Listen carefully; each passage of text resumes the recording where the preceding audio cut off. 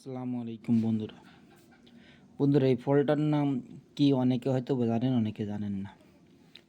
But এটা হচ্ছে মুখরোচক একটা বিষমুক্ত ফল, ন্যাচারাল নিজেদের গাছের। এই যে গোস্ত মাংস খাওয়ার সাথে সাথে মুখও রুচক এসে গেছে।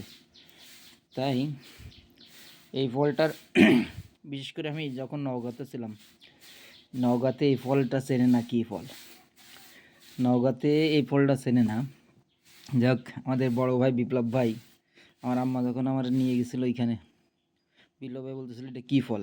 আমি বললাম সবেদা ফল। কী করতে হয়? তাই আমি বলছিলাম ভাঙ্গে চোখে দিতে হয়। ঠিকঠাক বিপ্লব ভাই যে কথা সেই কাজ। ভাঙ্গে চোখে দেওয়ার পরে রসটা মুখের মধ্যে যাওয়ার পরে বলতেছে এই তো মিষ্টি মিষ্টি লাগতেছে। আমি ভাই এটা তো খাইতে হয়। তুই যে বললি চোখে দিতে হয়। আমি তুই আর কি মেরে বলছি। অ্যাকচুয়ালি নওগাঁর লোক এটা জানে না কী ফল।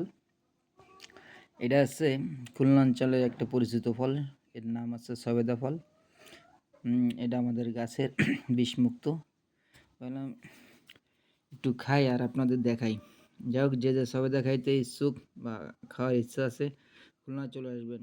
বিষমুক্ত, ফরমালিন মুক্ত, গাছের থেকে পেড়ে দেবো, পাকাই খাবেন ইনশাল্লাহ। সবাই ভালো থাকবেন। আল্লাহ হাফেজ।